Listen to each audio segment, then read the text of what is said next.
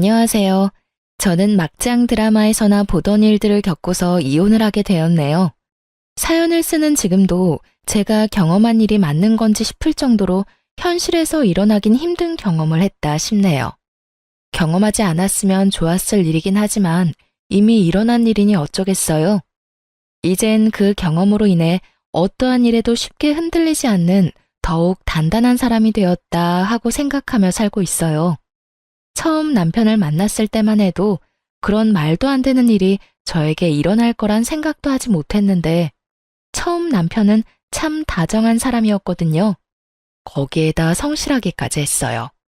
회사 동료로 처음 만난 남편은 주변 동료들이 임무와 칭찬을 할 정도로 성실하고 성격 좋은 남자였어요.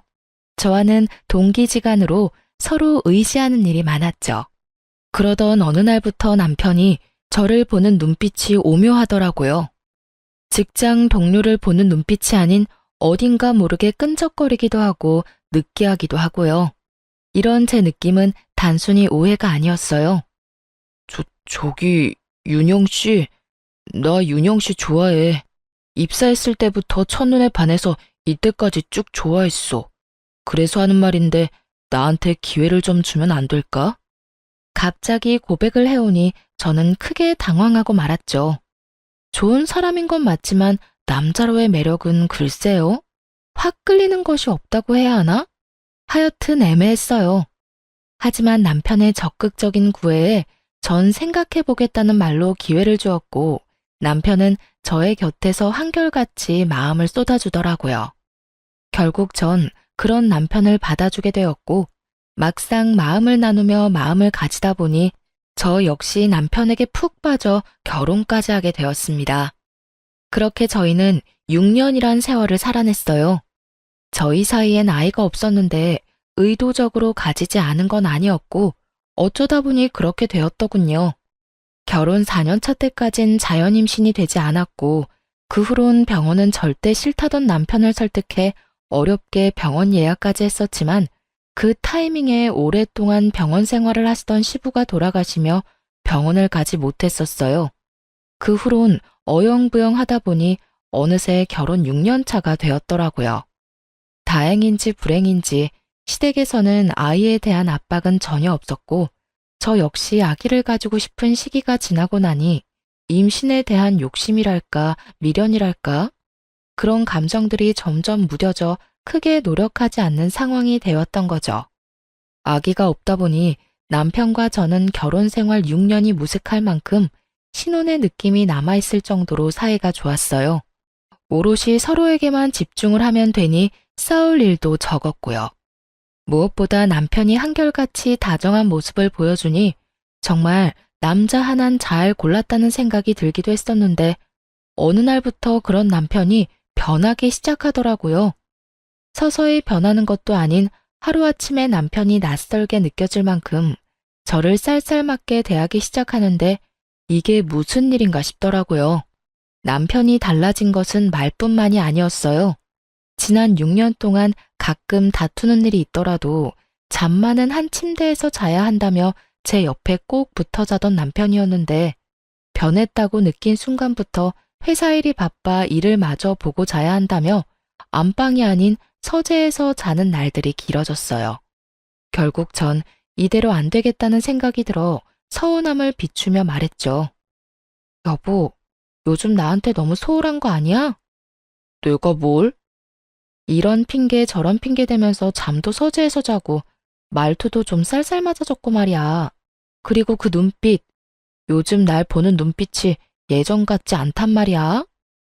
이런 핑계 저런 핑계 대는 게 아니라 정말로 일이 바빠서 그래. 그리고 우리 결혼한 지 6년이 넘었어. 내가 로봇도 아니고 어떻게 늘 한결같을 수가 있겠어? 아무리 그래도 하루아침에 당신이 변하니까 내가 너무 서운해서 그렇지. 당신은 서운할 시간도 있고 한가해서 좋겠다. 나는 요즘 일이 바빠서 잠잘 시간도 모자라는데 말이야. 어찌됐든 한동안은 나 일 때문에 바빠서 좀 예민할 거니까 당신이 이해 좀 해. 우리 집에 신경도 좀 쓰고 며칠 전에 엄마랑 통화했는데 당신한테 요즘 연락 한 통 없다고 섭섭해 하시더라. 한 달 전만 하더라도 제가 섭섭하다고 하면 어떻게 해서든 제 마음을 풀어주려고 노력하던 남편이었는데 하루아침에 사람이 변해도 어쩌면 저렇게나 변할 수가 있는지 제가 알던 남편이 맞나 하는 생각마저 들더군요.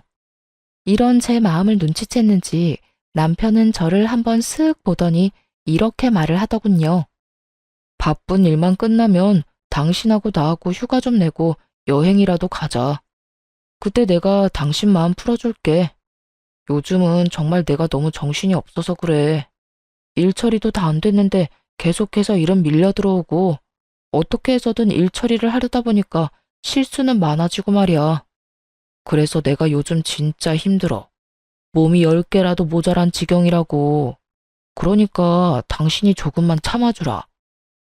이렇게까지 말하니 그깟 말투와 눈빛이 뭐라고 이리도 힘든 남편을 잡아댔나 미안하기까지 하더라고요.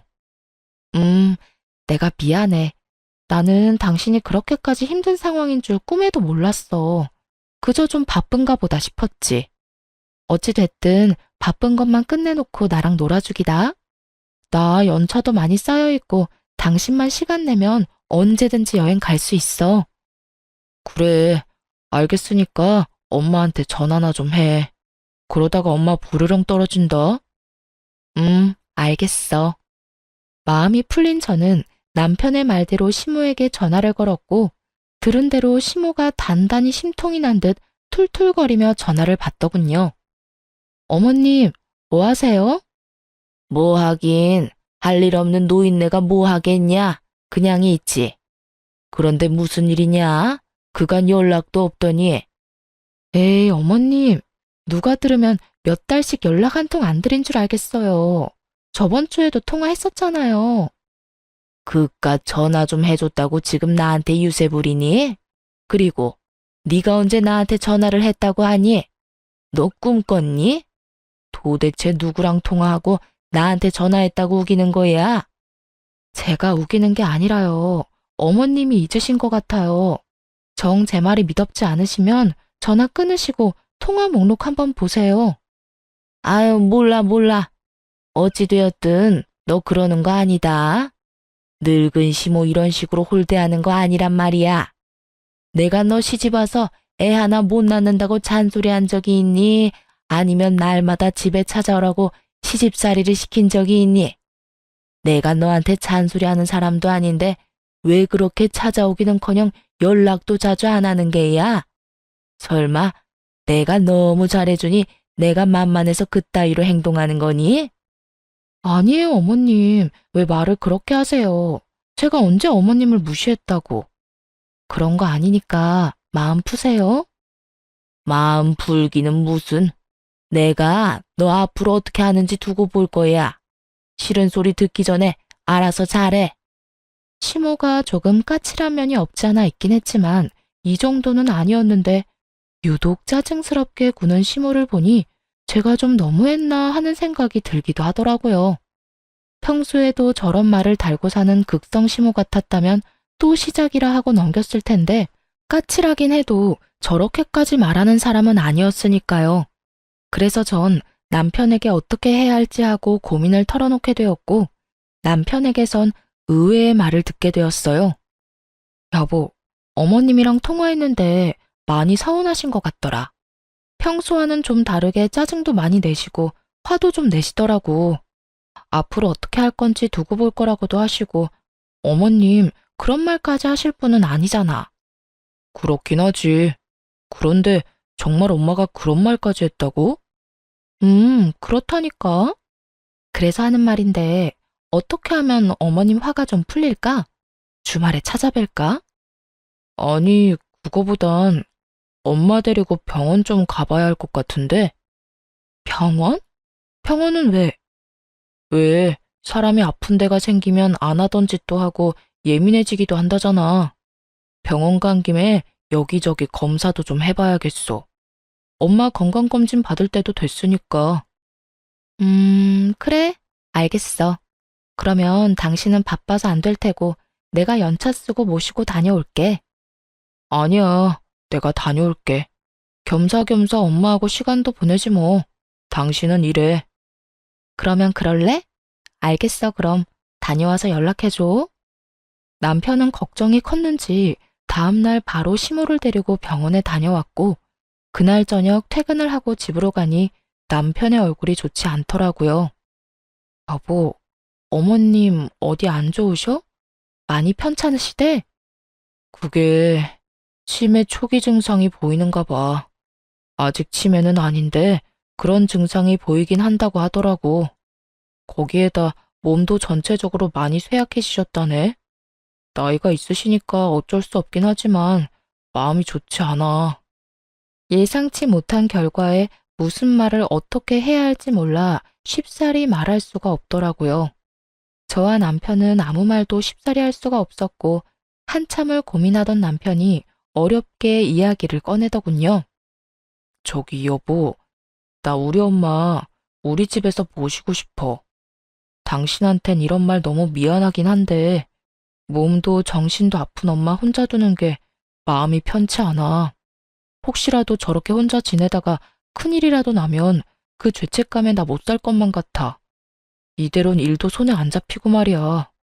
오늘도 병원에서 결과 듣고 혼자 엄마 집에 엄마 모셔다 드리고 오는데 마음이 너무 안 좋았어. 이런 식으로 시모를 갑자기 모시고 살게 될 거라곤 상상도 못 해본지라 어떻게 해야 할지 모르겠더군요. 어떤 말도 쉽사리 꺼내지 못하고 있는데 문득 이런 생각이 들더라고요. 만약 우리 엄마가 이런 상황이라면 나는 어떻게 했을까 하고요. 그렇게 생각하니 쉽게 결정이 섰어요. 그래, 그렇게 하자. 다른 사람도 아니고 당신 어머니인데 그렇게 해야지. 당신 말대로 어머님 혼자 계시다. 혹여나 큰일이라도 나면 나 역시 많이 후회할 것 같아. 그러니까 우리 후회하지 않게 어머님 잘 모셔보자. 정말이야? 고마워 여보. 내가 더 노력하고 잘할게. 그렇게 저흰 시모를 모시기로 했고 일주일 뒤 남편이 시모를 모시고 오게 되었습니다. 막상 함께 살게 되니 시모의 상태는 제 우려보다 꽤 괜찮더군요. 치매라는 단어가 나와 걱정이 컸었는데 치매 확정이 아니라 초기 증상이 조금씩 보이는 우려되는 상황일 뿐이라 시모는 평소의 모습과 별반 다를 것이 없었어요. 단지 가끔 아이처럼 떼를 부리며 짜증을 내는 일이 종종 있었는데 특히 제가 출근하는 것에 히스테리를 부리곤 하더군요. 처음엔 일주일에 한 번 정도였던 히스테리가 점점 잦아졌고 상황이 그렇게 되자 남편과 상의한 끝에 결국 전 일을 잠시 쉬게 되었습니다. 시모가 너무 싫어하기도 했고 저와 남편이 출근한 사이 시모에게 무슨 일이 생긴다면 애써 시모를 모시고 산 게 무슨 소용이 있겠나 싶기도 했으니까요.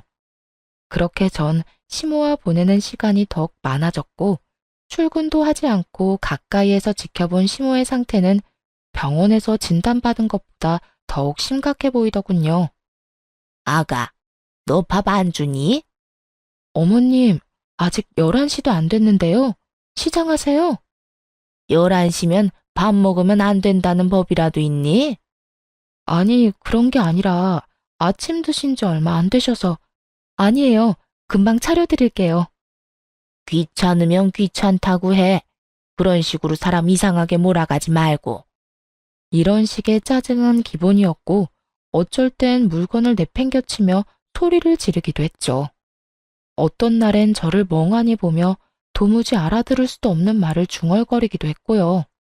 아무래도 전 시모의 증세가 심상치 않다고 느꼈고 그랬기에 남편에게 병원에 다시 가보길 권했어요. 남편은 제 말대로 바로 다음날 시모를 데리고 병원에 다녀왔지만 더 나빠지진 않았다고 하더군요. 증세가 보이는 것뿐이지 큰 충격을 주지 않고 관리만 잘해준다면 괜찮을 거라고요. 하지만 이런 결과와는 달리 시모의 이상 행동은 점점 더 심해져만 갔습니다. 너 왜 날 치매 환자로 몰아가는 거야? 내 아들 말 못 들었니? 난 치매 환자가 아니란 말이다. 아니 어머님, 제가 언제 그런 식으로 어머님을 대했다고 그러세요. 전 그저 화장실을 자주 가시길래 어디 불편하신가 싶어서 여쭤본 것뿐이에요. 탈이라도 나셨으면 약이라도 챙겨드리려고요. 화장실에 왜 가겠어? 그리고 자주 갈 수도 있는 거지. 뭘 하나부터 열까지 다 따지고 들어. 전 걱정이 돼서 그랬어요. 기분 나쁘셨으면 죄송해요. 내가 네 생각을 모를 줄 알아? 멀쩡한 사람 치매 환자로 몰아서 요양원이라도 넣으려고 그러는 거. 꿈도 꾸지 마라. 나 아직 멀쩡해. 정말 전 걱정이 돼서 그런 것인데 제 호의까지 이런 식으로 받아들이니 한마디 한마디가 조심스러워지기까지 하더라고요. 거기에다 절 더 미치고 팔짝 뛰게 했던 것은 갑자기 돌변하는 시모의 태도였어요. 조금 전까진 웃으며 저와 대화를 나누다가도 갑자기 돌변해 이년저년하며 욕을 해대니 정말 웃고 있어도 살얼음판을 걷는 기분까지 들더군요. 그러는 와중에 이런 명령도 하더군요. 예, 나 다리에 힘이 없어서 안 되겠다. 오늘부턴 내 목욕도 좀 시켜주거라. 너 이런 거 하려고 회사도 그만두고 쉬는 거 아니니? 그러니까 잔말 말고 오늘부터 나 씻을 때 너도 따라와 들어와서 씻겨다오. 상황이 이렇게 되자 어느 정도 각오를 했음에도 불구하고 점점 지쳐가더라고요. 멀쩡한 시모를 모시고 사는 것도 진이 빠지는 일인데 몸도 정신도 성취하는 시모를 모시고 산다는 것은 생각보다 더욱 힘든 일이었죠. 이런 시모보다 저를 더 힘들게 했던 건 다름 아닌 남편이었어요. 왜 여자들은 그렇잖아요. 시댁일이든 집안일이든 그게 뭐든지 간에 힘든 일이 있을 때 남편의 따뜻한 말 한마디만 해준다면 그것을 위안 삼아 또 힘을 내곤 하잖아요. 하지만 남편은 고생하는 저를 보며 따뜻한 말 한마디를 하기는커녕 저와 눈만 마주쳤다 하면 짜증을 내는 것은 일쑤였고 집안일조차 하나도 돕지 않더군요. 퇴근하고 돌아온 남편이 하는 것이라곤 그저 먹고 씻고 자는 것뿐이었어요. 여보, 정말 해도 해도 너무한 거 아니야? 회사 일로 힘들고 예민한 거 나도 잘 알아. 그래서 나도 이해해보려고 노력했는데 아무리 힘들다고 해도 이건 아니지. 내가 뭘 어떻게 했다고 힘든 사람 붙잡고 이 난리야. 내가 당신한테 뭐 잘못했어? 내가 무슨 죄인이라도 되냐고. 왜 나랑 눈만 마주치면 짜증을 내? 거기에다가 내가 이 집 식모야? 내가 이 집 요양보호사라도 되냐고. 하루 종일 어머님 쫓아다니면서 뒤치다꺼리 한다고 힘들어 죽겠는데 당신은 퇴근하면 차려준 밥 먹고 씻고 자기 바쁘고. 이게 뭐야? 왜 나만 다 희생하면서 살아야 하냐고. 그러면 나보고 어쩌라고. 나도 회사 그만두고 집에 당신이랑 엄마랑 옹기종기 붙어 앉아서 하루 종일 손가락 빨면서 그냥 그러고 살아? 그걸 원하는 거야? 그런 말이 아니잖아. 적어도 말 한마디, 행동 한 번이라도 따뜻하게 해달라는 말이야. 그건 내가 말했잖아. 나도 회사 일이 바빠서 예민하다고. 그래서 이해 좀 해달라고 말이야. 따뜻한 말 한마디 하는데 돈이 들어? 아니면 시간이 몇 시간씩 걸려? 그런 것도 아니잖아. 내가 원하는 건 오늘 하루도 수고했다, 고생했다. 고작 이런 것들인데 그런 것들도 못 해주는 거야? 예민하면 그런 말도 못 하는 거야, 당신은? 내가 이런 취급이나 받으려고 회사도 그만두고 어머님까지 모시는 줄 알아? 적어도 나한테 미안하고 고마운 마음 정도는 있어야 하는 거 아니야? 이런 식으로 사람 몰아붙일 거였으면 모신다고 하지 말지 그랬어. 착한 며느리인 척, 마음 넓은 척 하면서 엄마 모신다고 할 때는 언제고 이제 와서 공치사라도 늘어놓고 싶은 거야? 그런 거야? 그런 말이 아니잖아. 그저 나도 밖에서 일하는 것만큼 힘들다고 이야기하는 거라고. 그 힘듦 속엔 당신의 무관심이 크다고 말하는 거고. 그렇게 힘들면 엄마 나가라고 해. 나한테 와서 관심이 부족하다면서 잔소리하지 말고. 도저히 말이 통하지 않더군요. 상황을 해결해 보려는 노력은커녕 싸우려고 작정한 사람처럼 보이기까지 했으니까요. 더 말해봤자 싸움만 커질 것 같아 제가 먼저 자리를 피해 거실로 나와버렸고 거실엔 저희 이야기를 다 들었는지 시모가 저를 노려보더라고요. 어머님, 다 들으셨어요? 다 들으라고 그렇게 고래고래 소리를 질러댄 거 아니니? 내가 힘들게 하면 얼마나 힘들게 했다고 내 아들을 쥐잡듯이 잡아대는 거야? 네가 뭔데 내 아들한테 감히 그딴 소리를 짓거려대는 거냐고. 어머님, 전 그게 아니라요. 그저 그이한테 좀 섭섭해서 그랬어요. 섭섭? 네가 섭섭할 게 뭐가 있다고? 아무것도 하는 것도 없으면서 넓은 집에서 남편이 벌어다 주는 돈으로 편하게 살면서 뭐가 섭섭한 게 있냐고. 아주 호강이 늘어지셔서 시간이 남아 도는가 보지? 그러니 쓸데없는 걸로 남편 드잡이나 하고 있지. 아무것도 하는 게 없다뇨. 밥이고 청소, 빨래까지 누가 다 하는데요. 그것뿐인가요? 하루 종일 어머님 쫓아다니면서 뒷바라지는 또 누가 하는데요. 어머님께서 그런 식으로 말하면 안 되죠. 뭐? 내 인연이? 시모는 막을 새도 없이 저에게 다가와 제 뺨을 때려버렸고 때마침 나온 남편이 그 광경을 보곤 급히 시모를 데리고 방으로 들어가 버리더군요. 상황이 그렇게 되자 남편 미운 것은 물론이었고 살면서 상상하지도 않았던 이혼까지 하고 싶은 심정이었어요. 제가 시모에게 뺨까지 맞은 것을 뻔히 알면서도 남편은 아무 말도 없었고 오히려 저를 피한다는 느낌마저 들기 시작하더군요. 시모의 행패는 점점 더 도를 넘어서고 있었고 전 마음을 다잡아보려 참 무던히도 노력했습니다. 다른 것도 아닌 시모가 많이 아프니 저런 것이라고 생각하면서요. 그 당시 전 아픈 사람을 버리고 이혼하는 것은 아니라는 생각이 강했고 그때까진 남편 역시 이 상황이 힘들어 예민한 거라 그리 믿고 저 자신을 위로했던 것 같아요. 그것이 얼마나 바보 같은 자기 세뇌였다는 것을 알게 된 건 얼마 지나지 않은 어느 날이었어요. 그때쯤엔 제가 남편에게 시모에 대해서 하소연이라도 하면 남편은 앵무새처럼 이런 말만 반복하고 있었어요. 엄마가 아파서 그래. 치매라잖아. 그 정도는 우리가 이해해줘야지. 그리고 치매 환자가 그 정도면 양호한 편 아니야? 드라마에서 보면 벽에 똥칠도 하고 그러더라. 그런 거에 비하면 우리 엄마는 양반이지. 그러니까 이왕 병시중 하기로 한 거 당신이 좀 더 마음 넓게 쓰고 이해 좀 해. 이해하라는 것도 한두 번이지. 시모는 매번 몸이 아프고 치매 환자라는 이유로 골탕 먹이려고 환장한 사람처럼 매번 다른 방법으로 저를 괴롭히잖아요. 그런 저에게 돌아오는 말은 그저 네가 좀 이해해라. 정말 그날은 참을 수가 없더라고요. 그놈의 이해!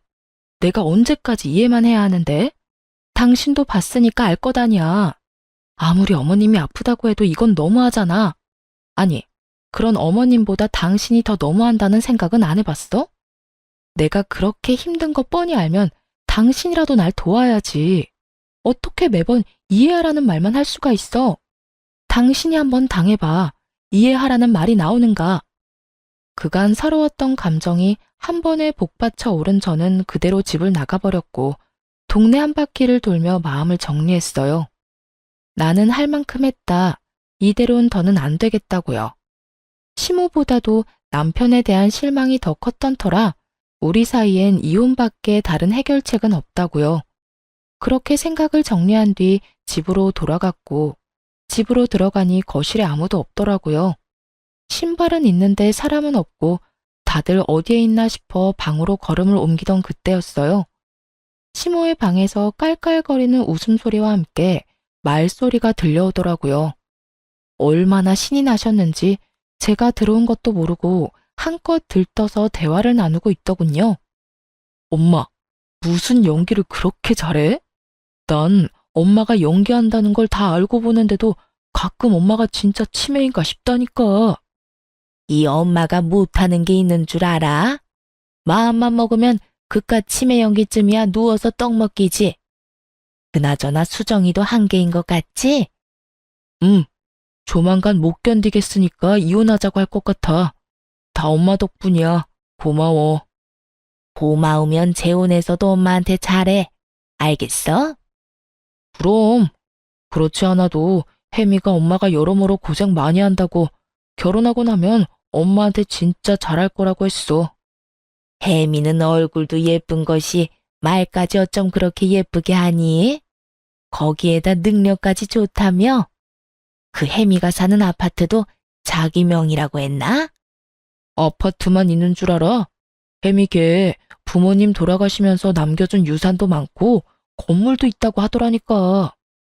돈도 돈인데 나 혜미 정말 사랑해.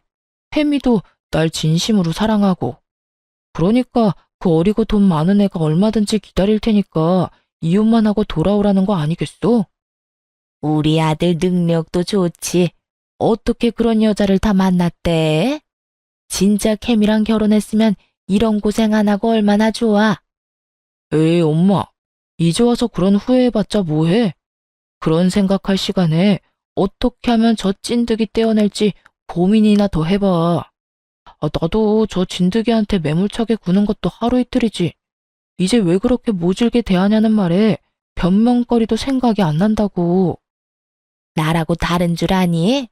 조금만 괴롭히면 금방 두 손 두 발 다 들고 당장이라도 이혼한다고 할 줄 알았더니 애가 독해도 어쩌면 저렇게 독할 수가 있는지. 그러게 말이야. 나도 이렇게나 독한 여자인 줄 꿈에도 몰랐다니까. 아, 빨리 좀 그 입에서 이혼 소리 나오게 할 방법 없을까? 스스로 걸어 나가야 위자료 한 푼이라도 더 아낄 텐데. 그렇지 않아도 이번엔 머리털을 죄다 뽑아놓을까 싶다. 그때 네가 말리지만 않았더라도 머리털을 다 뽑아놓고 제발 이혼해달라고 빌게 만들 수 있었는데 그때 왜 말린 거야 도대체? 그땐 갑자기 엄마가 손찌검까지 하니까 나도 놀래서 그랬지. 넌 그게 문제야. 착해 빠져서는 이번엔 절대 나서지 마. 알겠어? 내가 완전 치매 중증 환자처럼 미친 척하면서 난리 한번 부려줄 테니까 말이야. 알겠어. 엄마 고마워. 내 남편이 외도를 저지르고 있다는 것도 충격적인데 새 여자와 새 살림을 차리기 위해 계획적으로 저를 괴롭히고 있었다는 사실을 듣는 순간 다리에 힘이 다 풀리더군요. 아들의 외도를 말리기는커녕 위자료까지 아껴주며 이혼시키려고 나서서 돕는 시모라니 그 역시 과히 충격이 아닐 수 없었습니다. 제가 충격에 빠진 사이에도 두 사람의 웃음소리는 끊기지 않았고 전 그런 두 사람이 저의 존재를 눈치채기 전 재빨리 다시 밖으로 나와버렸어요. 밖으로 나와 하염없이 걸으며 아무리 생각해도 하늘이 도왔다는 생각을 지울 수 없더군요. 그렇지 않고서야 이혼을 마음먹은 타이밍에 남편의 추악한 계획을 낱낱이 다 알 수나 있었겠어요? 외도를 저질러 이혼은 하고 싶은 마당에 위자료 아끼려고 저딴 치졸한 짓거리까지 하는 인간이라니 아무리 생각해도 깔끔하게 이혼해주는 것은 아니란 생각이 들더군요. 그래서 전 이혼은 잠시 미뤄두고 복수라는 걸 결심했습니다. 제가 당한 것이 있는데 똑같이 갚아줘야 한이라도 풀리지 않겠어요? 우선 흥신소를 통해 남편의 뒤를 밟기로 했어요. 제가 모르는 무언가가 더 있을까 해서였죠. 그렇게 흥신소의 연락을 기다리는 동안 감쪽같이 치매 연기를 하며 저를 못살게 굴었던 시모에게 하나하나 다 갚아주기 시작했어요. 시모의 괴롭힘은 주로 남편이 출근하고 난 후에 시작되곤 했는데 남편과 작당 모의를 하고 난 다음 날은 아예 작정하고 유독 심하게 히스테리를 부리기 시작하더군요. 시작은 아침 식사 자리부터였죠. 어찌 된 게 넌 시집 온 지가 언젠데 간 하나 똑바로 못 맞추니? 너 내가 아픈 환자라고 일부러 이딴 식으로 만드는 거니? 네가 병수 발드니까 이딴 음식 줘도 찍소리도 하지 말고 주는 대로 처먹으라고? 평소 같았으면 저 말에 혈압이 올랐을 테지만 뒤 꿍꿍이를 알고서 보니 진상 손님 같은 시모가 어쩔 땐 귀여워 보이기까지 하더군요. 얼마나 애 같았으면 아침 대바람부터 맛있다고 밥을 2그릇이나 비우고 간 남편과 똑같은 반찬을 먹고도 졌단 말이나 짓거리나 싶어서요. 저는 아무런 대꾸도 하지 않고 어디까지 지랄을 떠나 그저 지켜보았고 그런 제 행동에 약이 오를 대로 오른 시모가 냅다 밥그릇을 집어던지며 욕설을 뱉어내기 시작하더군요. 이년이 지금 나를 무시해? 감히 시어미가 이야기하는데 대꾸 한마디 않고 앉아서 밥이나 처먹고 있고. 너 그딴 행동은 어디서 배운 게야? 니년 오미아비가 그딴 식으로 알려주디? 그 순간 잘 됐다 싶더군요. 어떻게 되갚아주면 속이 후련할까 고민스럽던 찰나에 이렇게나 판을 깔아주니 마다할 이유가 전혀 없었죠. 전 지랄 발광을 해대는 시모를 빤히 보다 식탁 위에 올려진 그릇들을 하나도 남기지 않고 그대로 다 던지고 없고 그야말로 미친년처럼 날뛰어 주었어요. 그리곤 깜짝 놀란 토끼 눈을 한 시모에게 이렇게 말해 주었습니다. 어머님, 앞으로 남은 여생 몸 성히 지내고 싶으면 이딴 추태는 부리지 마세요. 저라고 이때껏 성질 없어서 다 받아주면서 참고 산 줄 아세요? 다 가정 지키고 아픈 어머님 불쌍해서 참아준 건데 계속 이딴 식으로 굴면 저도 못 참아요. 너, 이젠 협박까지 하니? 너 내가 가만둘지 알아? 우리 아들이 널 가만둘지 알아? 내가 우리 아들한테 다 말해줄 거야. 너 이 집에서 내쫓고 말 거라고. 말은 이렇게 했지만 시모는 겁에 잔뜩 질린 듯 했고 소리를 지르며 방으로 도망치듯 들어가 버리더군요. 시모가 방으로 들어간 후 얼마나 지났을까요? 출근한다며 나간 남편놈이 회사까지 내팽개치고 집으로 뛰어들어오더군요. 한눈에 봐도 잔뜩 화가 난 얼굴을 하고서요. 당신 미쳤어? 엄마가 음식이 입맛에 안 맞아 투정 좀 부릴 수도 있는 거지. 아무리 그렇다고 며느리가 밥상을 엎는다는 게 말이나 돼? 그것도 아픈 시어머니를 상대로. 당신이야말로 너무한 거 아니야? 어머님한테 무슨 말을 어떻게 들었는지 모르겠는데 당신이 방금 말한 것처럼 어머님 지금 아프셔. 몸도 아프시지만 정신도 아프시다고. 그런데 그런 어머님이 하는 말을 고지고대로 듣고 믿는 거야? 치매 환자 말은 알아서 걸러들어야 하는 거 아니냐고. 그렇게 치매 환자라는 것을 강요하던 남편은 막상 제가 치매 환자라는 걸 내세우며 맞서자 크게 반박할 말이 떠오르지 않았나 봐요. 나오는 대로 짓거리며 어떻게 해서든 저를 이겨먹으려 애쓰더군요. 아무리 치매 환자라고 해도 아예 없는 말을 했겠어. 당신이 무슨 짓을 했으니까 엄마가 전화로 울고불고 했다는 거 아니겠냐고.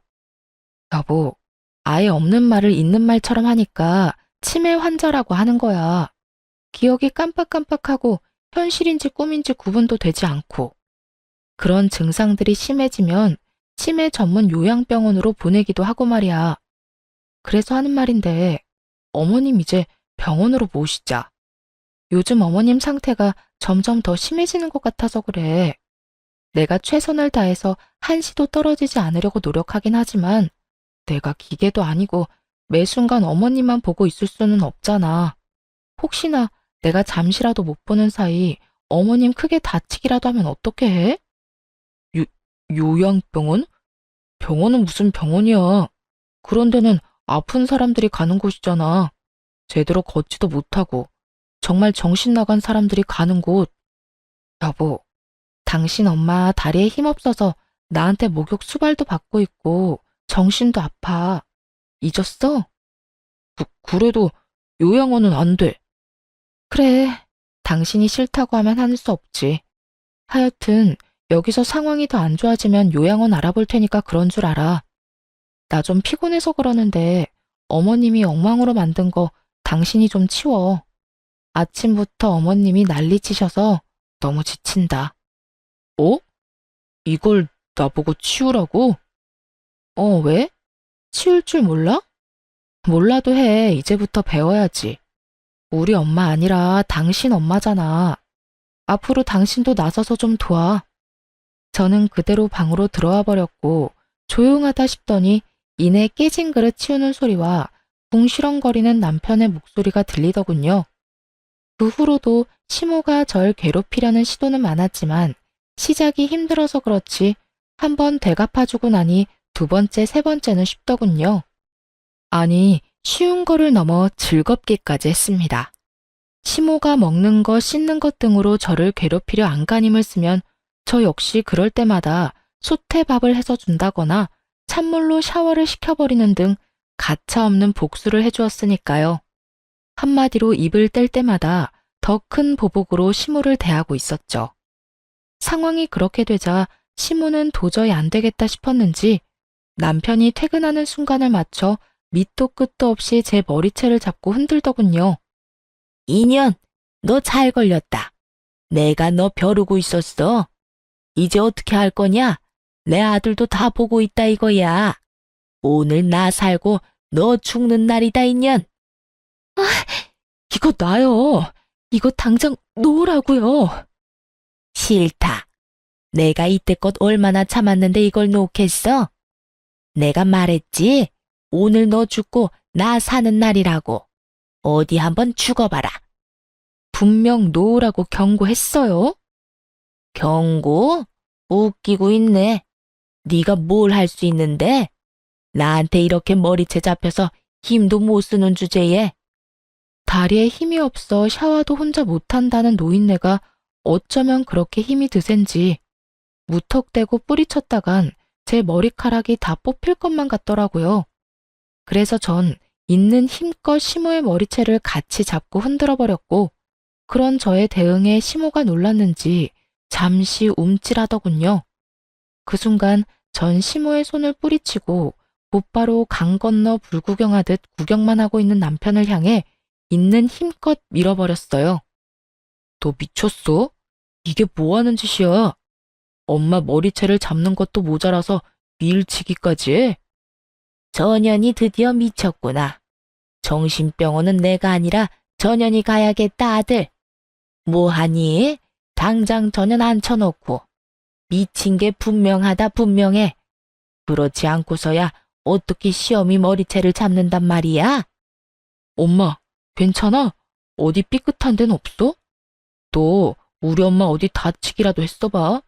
내가 너 가만 안 둘 거야.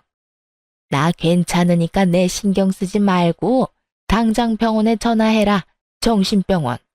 전현 저거 미친 게 분명해. 머리채를 먼저 잡은 것이 누군데 누굴 정신병으로 몰고 가는 것인지 모르겠더군요. 전 그런 두 사람에게 고래고래 소리를 질러주었어요. 이 상황에 내가 안 미치는 게 이상하지 않아? 이 미쳐 돌아가는 상황에 내가 어떻게 안 미치고 버티겠어? 당신 진짜 미쳤어? 미치려거든 곱게 미쳐. 어디서 우리 엄마한테 폭력이야? 머리채는 누가 먼저 잡았는지 잊었나 봐. 치매 걸린 네 엄마가 내 머리채 먼저 잡은 거 못 봤어? 네 엄마는 내 머리채 잡고 흔드는데 나는 가만히 있어야 해? 아, 맞다. 네 엄마 치매 아니었지 참. 그게 무슨 소리야. 우리 엄마 아픈 거 당신도 잘 알잖아. 웃기고 있네. 아직까지 모르겠니? 나 다 알아. 두 사람이 나 쫓아내려고 내 입에서 이혼 소리 나오게 하려고 연기한 거 다 알고 있다고. 저는 소리를 지르며 흥신소 직원에게 받은 남편의 외도 증거 사진들을 두 사람에게 던져버렸어요. 그러자 두 사람은 이제 후련하다는 표정으로 자리를 털고 일어나더니 이렇게 말하더군요. 아, 다 알았어? 그래서 당신이 근래 이상하게 굴었던 거구나. 어쩐지 이상하다더라니. 진작 다 안다고 말하지 그랬어. 아, 차라리 잘 됐어. 우리 이혼하자. 그래, 나도 연기하는 것도 힘들던 차에 차라리 잘 됐구나. 너 우리 아들하고 이혼하거라. 위자료 줘야 하는 게 좀 아깝긴 하지만 어쩌겠어. 상황이 이렇게 됐으니. 위자료 두둑하게 챙겨줄 테니 당장 이혼해다오. 어찌나 당당한지 모르는 사람이 보면 제가 외도를 저지른 것인 줄 알겠더라고요. 그 어미의 그 자식이라고 짓고 있는 표정마저 똑같은 것이 누가 더 인간 쓰레기인지 우위를 다투기 힘든 지경이었어요.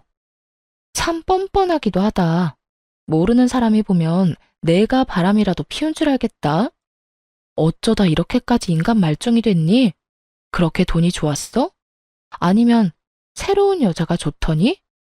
돈도 좋고 새로운 여자도 좋았지. 말이야 바른 말이라고. 당신한테 돈도 많고 얼굴도 잘생긴 젊은 남자가 이혼하고 오라고 하면 당신 같으면 안 흔들릴 자신 있어? 당신도 마찬가지야. 사람 마음 다 똑같다고. 아, 다 됐고. 그래서 이혼할 거야, 말 거야? 그래, 하자, 이혼.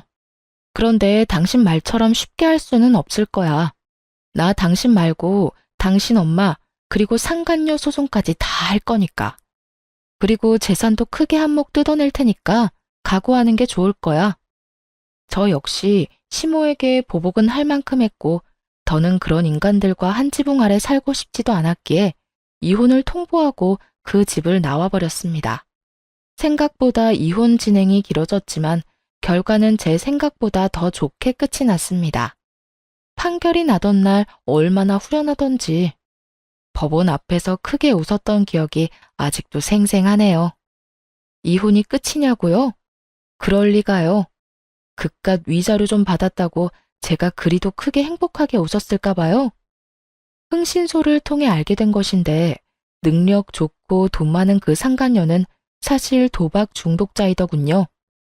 손모가지를 잘라내야 끊을 수 있는 것이 도박이라는 말이 있을 만큼 상간녀는 그 명성에 걸맞게 죽은 부모에게 상속받은 재산을 다 말아먹어가는 와중에도 도박을 하고 다니고 있더라고요.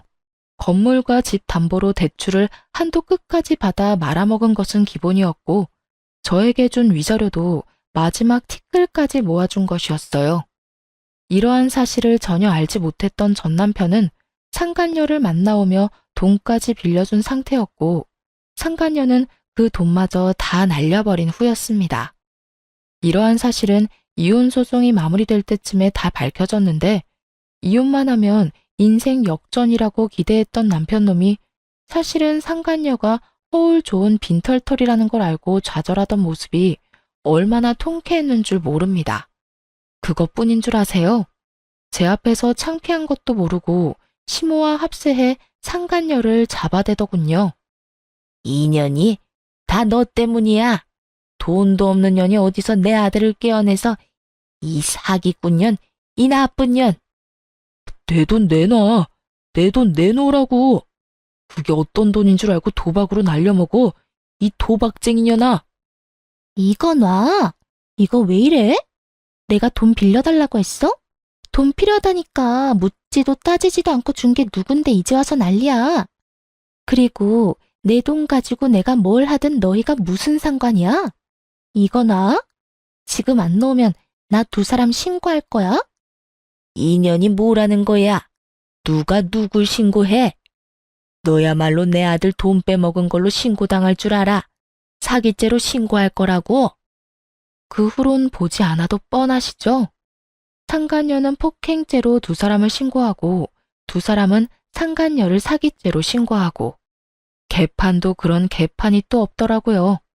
어찌되었든 저의 위자료와 재산 분배는 무리 없이 만족스럽게 잘 받게 되었고 한동안은 그 인간들을 잊고 살았어요. 이따금 떠오르지 않았다면 거짓말이겠지만 한풀이는 다 해서 그런가 속 시원히 이혼하고 나니 후회가 된다거나 생각이 난다거나 그렇지는 않더라고요. 그렇게 지내면서 염치라는 게 있다면 저를 찾아오지 않겠거니 했는데 정말 염치라고는 없는 시모가 거짓골을 하고 회사까지 저를 찾아왔더라고요. 무슨 일이세요? 아가, 잘 지내니? 안부나 물으려고 여기까지 왔을 리는 없고 저 바쁘니까 할 말만 하고 가세요. 그게 너랑 헤어지고 우리 아들 폐인이 돼버렸다. 일도 안 하고 집에 틀어박혀서 인생 말아먹은 인간처럼 술만 마시고 있다. 그래서요? 그래서 저보고 어쩌라고요? 그래서 하는 말인데 그동안의 정을 생각해서라도 내 아들하고 다시 살아주면 안 되겠니? 사람 하나 살리는 셈치고 다시 재혼 좀 해주려무나. 내가 이렇게 용서를 구하마. 내가 다 잘못했어. 네가 다시 돌아와 주면 우리 아들이 다시 예전 모습으로 돌아와 줄 것 같아서 그래. 그러니까 제발 좀 도와다오. 이러면서 울고 불고 비는데 불쌍하기는커녕 역겹다는 생각만 가득했어요. 아무리 염치가 없어도 그렇지 어떻게 이딴 부탁을 할 수가 있는 것인지 이건 눈물 나는 모성이 아니라 구역질 나는 욕심과 이기심이란 생각밖에 들지 않더군요. 이제 와서 울고불고 매달리면 제가 불쌍하게 여길 거라고 생각했나 본데, 이봐요 아줌마. 지금 아줌마가 하는 행동 엄청 역겨운 거 알고 있어요? 네가 그렇게 말한다 해도 내가 할 말 없는 거 잘 안다. 그런데 내가 오죽했으면 너한테 와서 이러겠니? 정말 너밖에 없어서 그래. 폐인된 내 아들 다시 인간 구실하게 만들 사람은 아무리 생각해봐도 너밖에 없어서 이런다고. 그러니까 부탁 좀 하마, 응? 아줌마 아프다고 친자식도 안 하는 병수발 다 들던 나한테 아줌마 아들하고 아줌마가 어떻게 했는지 잊었어요? 정말 치매라도 걸린 거야, 뭐야? 나한테 이럴 시간에 병원이나 가보세요. 보아하니 정말 치매라도 찾아온 것 같으니까. 그러지 말고 아가야. 그땐 내가 욕심에 눈이 멀어서 너한테 그런 짓까지 했었지만 지금은 반성도 많이 하고 네 소중함도 깨달았단다. 그러니까 제발 돌아와 주렴. 네가 돌아만 와준다면 네가 나한테 한 만큼 너한테 잘 대해주마. 정말이야. 제발 내 아들 좀 살려다오. 아줌마, 내 말 잘 들어요? 아줌마 아들은 아줌마가 살려내요. 아무 상관도 없는 나한테 와서 이러지 말고. 있을 때 잘하지 이제 와서 구질구질하게 이게 뭐 하는 짓인가 몰라. 한 번만 더 찾아오면 경찰에 신고할 테니 그런 줄 알고 얼른 가세요. 어떤 말을 해도 요지부동이던 시모는 경찰을 부른다는 말이 나오고서야 허겁지겁 돌아가더군요. 경찰이 무섭긴 했는지 그 후론 찾아오는 일도 없었고요. 저는 이혼하고 6개월이 지났을 때 다른 새로운 출발을 위해 다른 지역으로 이사를 했어요. 회사는 아예 사표를 내버렸고요. 요즘은 여기저기 다니며 휴식을 취하고 있습니다. 배신감이 크기도 했고 지치기도 해 새로운 날들을 위해 재충전을 하는 시간을 갖기로 한 것이었죠. 이런 결정을 내리기 전까지 고민이 많기도 하고 걱정도 많았는데 막상 쉬니까 너무 좋은 거 있죠? 무엇보다 여기저기 다니다 보니 마음의 여유도 생기는 것이 역시 잘한 선택이다 싶네요. 결혼을 하게 되며 조금이라도 더 잘 살아보려고 악착같이 아끼고 애쓰며 살았는데 이제 와서 생각해보니 그런 것이 다 무슨 소용인가 싶어요. 당장 내일 일도 모르는데 먼 미래를 보며 지금 이 순간을 놓치고 사는 게 맞는 일인가 싶기도 하고요. 그래서 전 앞으로 먼 미래보다 당장 지금을 조금 더 즐기며 살아가 보려고요. 여러분도 응원해 주실 거죠? 그러면 저는 이만 물러가 보겠습니다. 긴 시간 함께 해주신 모든 분 감사합니다.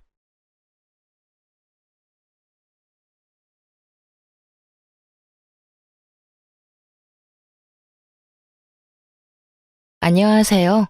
저는 지방에서 작은 커피 가게를 하는 40대 여자입니다. 살면서 요즘처럼 평온하고 행복했을 때가 있었나 싶을 정도로 좋은 날들을 보내고 있어요. 불과 몇 년 전만 해도 제 인생 자체가 사랑과 전쟁 축소판이란 생각이 들 만큼 막장과 다름이 없었는데 모든 순간을 잘 넘기고 나니 이런 순간도 다 오더라고요. 여유가 생긴 요즘 전 다른 분들의 사연을 들으며 무료한 시간을 보내곤 하는데요. 이토록 애정하는 채널에 제 사연을 소개한다고 생각하니 떨려오네요. 그래도 최선을 다해 사연을 적어보내니 다들 잘 들어주셨으면 감사하겠습니다. 그러면 시작해 볼게요. 남편과 저는 24살 결혼을 했어요. 네, 다들 예상하시다시피 혼전 임신이었습니다. 그 당시 군대를 갓 전역한 남편과 직장 생활을 막 시작한 저는 친구의 소개로 만나 연애를 시작하게 되었고 혈기왕성한 시기답게 예상치 못한 임신으로 서둘러 결혼까지 하게 되었습니다. 물론 사랑하기도 했었죠. 아무리 아기가 생겼다고 한들 사랑하지도 않은 남자랑 결혼할 수는 없는 노릇이니까요. 하지만 사랑보다는 임신이 이른 결혼에 더 큰 이유가 되었다는 사실을 부인하지 않아요. 뱃속에 생긴 생명을 지켜야 한다는 생각이 강했고 남편 역시 저와 생각이 같았던 터라 결혼을 약속하게 되었죠. 처음 예비시댁에 찾아가 임신 사실을 알렸더니 감사하게도 이렇게 말해주더군요. 그래, 너희 뜻이 그렇게 확고하다면 우리 뜻이 뭐가 중요하겠니? 우리가 살아주는 인생도 아니고 우리가 그 아기의 부모가 되어줄 것도 아닌데 말이다. 지금 생각하는 것보다 부모가 된다는 건 더 힘든 일일 거다. 그럴 때일수록 남자가 더 잘하고 더 많이 배려해줘야 해. 알겠지, 아들? 그럼 내가 얼마나 잘하는데. 엄마는 그런 걱정은 하지도 마. 앞으로 이 엄마가 두고 볼 거야. 네 첫눈에 눈물 나게 하면 이 엄마가 가만 안 둘 거니까 그런 줄 알아. 아가, 우리 집에 와줘서 고맙다. 앞으로 모자란 내 아들 잘 부탁한다. 시댁에선 저희의 결혼을 응원해 주셨고 다행스럽게도 저희 부모님 역시 저희 뜻을 받아들여 주셨어요. 그렇게 결혼을 하게 된 저흰 어느새 20년 남짓한 시간이 흘러 20살의 아들을 둔 40대 중반 젊은 엄마 아빠가 되었습니다.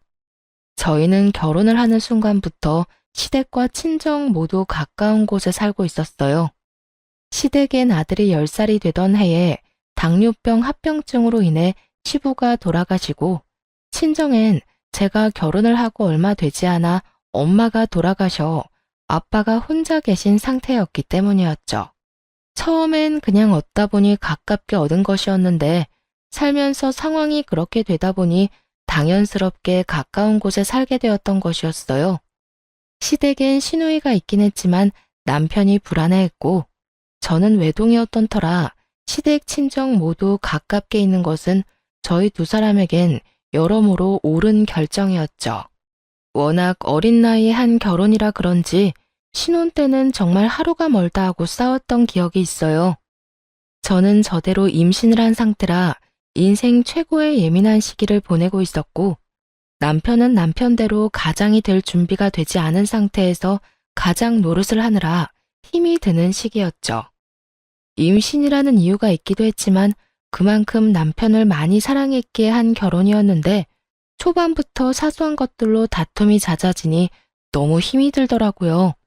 혼자 마음을 다스리고 인내하기엔 저 역시 어렸기에 참 외롭기도 하고 힘들기도 했어요. 그럴 때마다 저를 위로해주고 보듬어줬던 건 다름 아닌 시모였어요.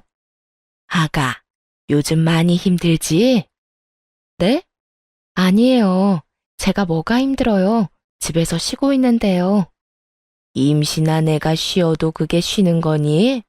몸 한번 움직이는 것도 쉽지 않고 먹는 걸 하나 마음대로 마음 편히 먹을 수가 있냐? 스트레스 받는다고 술 한 잔을 먹을 수나 있나? 한창 놀기 좋아하는 나이에 집구석에 처박혀서 그러고 있지 않니? 말은 안 해도 너 힘든 거 다 안다. 어머님, 전 괜찮아요. 그렇지 않아도 감정선이 뒤죽박죽 하던 터라 시모의 말에 울컥하며 갑자기 눈물이 왈칵 쏟아져 내리더군요. 저의 눈에선 괜찮다는 말과는 달리 눈물이 계속해서 쏟아져 내렸고 그런 저를 어머님이 꽉 안아주시더라고요. 그래, 그래. 내가 네 맘 다 안다. 나도 네 남편 어릴 때 낳아 키웠어. 엄마가 어리면 그만큼 좋은 점도 있지만 좋은 만큼 엄마가 희생해야 하는 부분도 크단다. 그래서 너희가 임신했다는 사실을 알려왔을 때 고민스럽기도 했어. 세인이가 너무 많은 희생을 해야 하는 현실을 알고 있었으니까. 그런데 세이야, 이 시기가 지나고 아기가 태어나면 이 고생들과 희생들을 다 보답받을 수 있는 날이 분명 온단다. 그날이 오기 전까진 내가 너에게 힘이 되어줄 테니 힘든 일이 있으면 언제든 내게 말하거라. 많이 힘들었던 신혼 초에 시모의 이런 말과 행동들이 저에게 얼마나 큰 위로가 되었는지 모릅니다. 시모는 늘 저의 편에 서서 저의 입장에서 생각해주며 저를 친딸처럼 아껴주셨고 시누이는 무관심으로 저에게 마음을 써주었어요. 언니, 내가 언니한테 관심이 없는 게 아니라 제가 괜히 언니 생각한답시고 나서는 게 언니한테는 스트레스일 수도 있을 것 같아서 가만히 있는 거예요. 그러니까 제가 너무 무관심하다고 섭섭해하시면 안 돼요. 저 언니 많이 좋아해요. 혹여나 제가 오해할까봐 이런 말까지 자주 해주곤 했었죠. 이렇듯 생각지도 않은 새로운 가족이 생긴 대신 세상 누구보다 제 가까운 제 편이라고 생각했던 남편이 변하기 시작하더군요.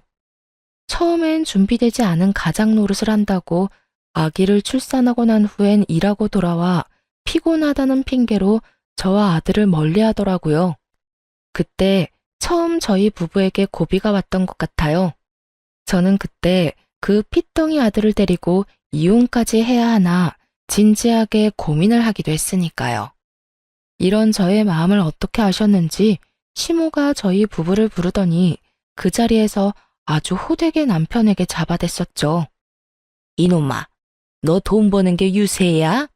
그까짓 돈 얼마나 번다고 그딴 되지도 않은 유세질에 뻑하면 짜증이나 내고. 내가 뭘, 나 유세 부린 적도 없고 집사람한테 짜증낸 적도 없어. 어디서 거짓말이야? 너 내 앞에서도 네 마누라 홀대하면서 짜증낸 적이 한두 번인 줄 알아? 혹시 너 그런 자각도 못하고 짜증냈던 거야? 아니, 그게 아니라. 엄마, 내 말 좀 들어봐. 듣긴 뭘 들어? 안 봐도 비디오지. 너 이러려고 세희 임신시키고 결혼한다고 난리 부렸던 거야?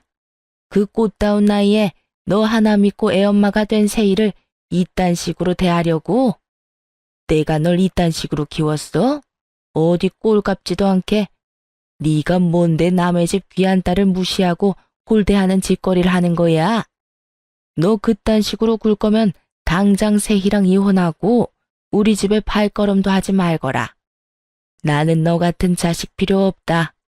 세희 역시 너 같은 인간 쓰레기 남편은 없는 게 더 나을 거니 그딴 식으로 굴 거면 이혼해.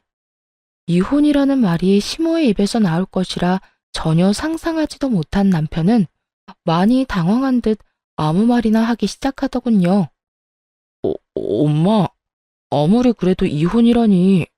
우리 아들 아직 돌도 안 됐어. 내 아들 엄마 없는 애로 키우란 말이야. 그리고 나 세희 없으면 못 살아. 내가 세희 없이 어떻게 살아?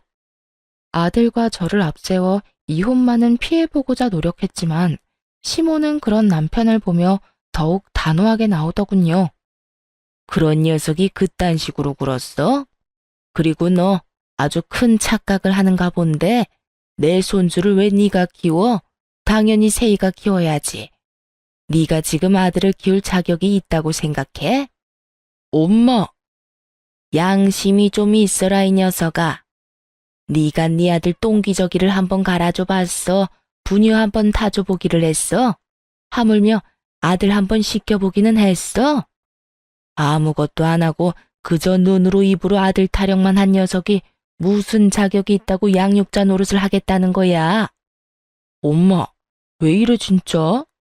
여보, 가만히 있지 말고 엄마 좀 말려봐. 당신 나랑 이혼할 수 있어? 나 없이 살 수 있냐고. 갑작스런 상황 전개에 저 역시 황당해하고 있는데 그 찰나의 순간 시모가 저를 향해 재빠르게 윙크를 날리더군요. 그 순간 시모의 깊은 뜻이 이해가 되더라고요.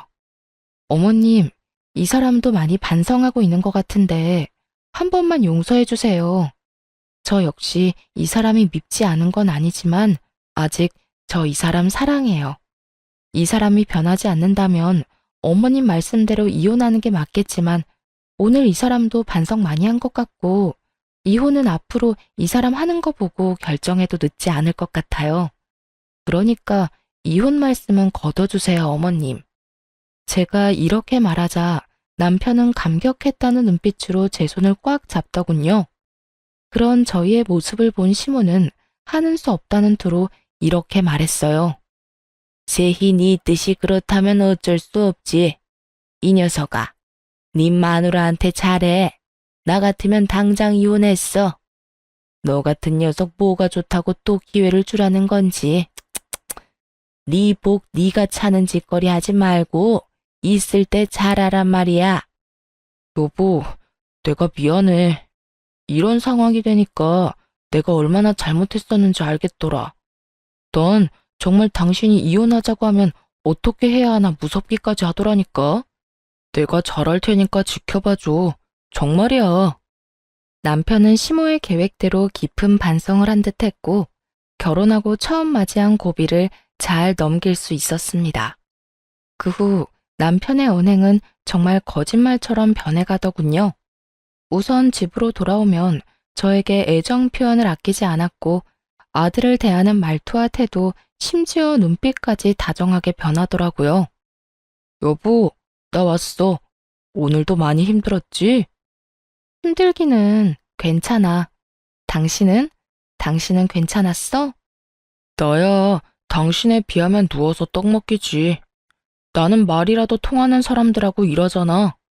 당신은 하루 종일 말도 못하는 애랑 집에서 에휴, 많이 답답하지? 내가 얼른 씻고 와서 밥 차려줄게. 조금만 기다려. 으이구, 이미 다 차려놨으니까 얼른 씻고 오세요. 에이, 내가 차려준다고 기다리라니까. 내일은 아무것도 하지 말고 기다려. 이렇듯 남편은 전혀 다른 사람이 되었어요. 그런 남편을 보며 저 역시 노력을 했고, 때론 아들 둘 키운다는 마음으로 작은 일에도 남편을 치켜 세워주며 두 남자를 잘 보살폈죠. 물론 그렇게 서로가 노력한다고 한들 하루아침에 부부싸움이 없어지진 않았지만, 이혼을 논할 정도의 심각한 부부싸움은 한 적이 없었습니다.